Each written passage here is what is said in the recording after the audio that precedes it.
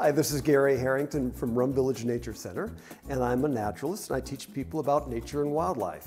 And I'd like to share some information with you guys regarding reptiles.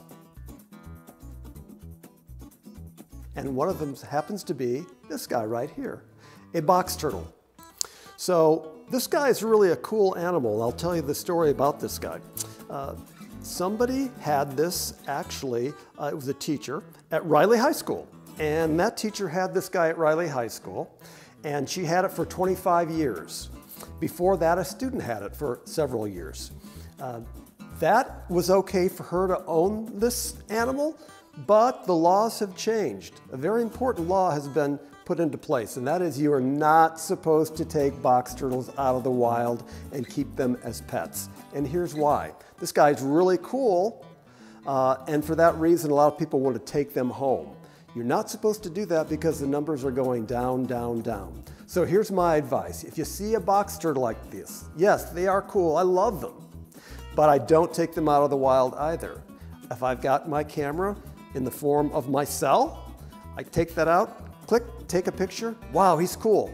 I can enjoy that for the rest of my life if I want to. I can save that turtle's life by not taking out of that habitat. I can ensure that there are lots and lots of other turtles in the future by keeping him there. So what's happened to these guys? They're losing their habitat. They live in forested areas. They do not live in the St. Joseph River. They do not live in area lakes or streams. These are terrestrial turtles, and they're more along the lines of a tortoise for that reason. They go into the water to get a drink. They go into the water to soak, but they don't live in the water like other kinds of turtles do. They live on land. So painted turtles, yep, they're in the St. Joseph River, as are map turtles, as are snapping turtles, but not this guy. So what's happened is we're building and expanding in St. Joseph County and the Michiana area rapidly. For that reason, these guys are becoming scarce. So the best thing you can do is leave them where they are if you find them in the wild, or move them off the road. That's one way we can help turtles out. Only if you can do it safely. And especially for little kids, you need mom or dad's help to do that, or your big brother and sister. You can carefully move them off to the side of the road, put them in the direction that they're traveling. Don't put them in the opposite direction because they know where they want to go. They're going to turn around and risk getting hit all over again if you put them in the opposite direction. So place them, please, on the opposite side of the road in the direction that they're going, and hopefully this guy will live to be a very old turtle. And if we're talking about old turtles, we're talking about, get this, as long as 100 years. That's a long time for a person, let alone a little turtle. So it's really amazing that these guys can live that long. On the St. Joseph River, we have snapping turtles that can live as long as 150 years.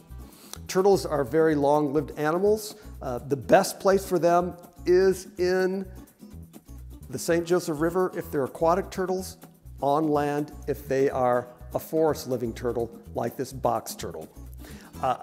There's something really cool about this guy, and I'm looking at his eyes right now. He's got very red-colored eyes, so that tells me, aha, a boy. The boys almost always have red eyes. The girls have eyes that are a little bit brownish color. So he's got those brilliant red eyes. That tells me he's a boy. He's got a high dome-shaped shell, so that tells me he's different than the aquatic turtles because they don't have that high dome-shaped shell. He needs that for protection. That's his home. It's his protection. And when he is scared, he will withdraw inside that shell. It's hinged on the front part. It's hinged there on the back part. This turtle is relatively tame. He's been in captivity a long time. He doesn't withdraw into his shell very often because he doesn't feel threatened. But when he does, he'll pull inside that shell. He's sealed almost like a clam.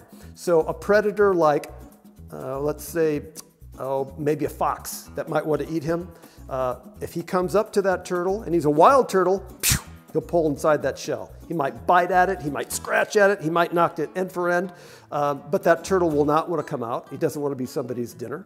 Eventually, the turtle will sense the danger is gone. When that fox leaves, he'll slowly open up his shell, he'll stick his head outside, he'll look both ways.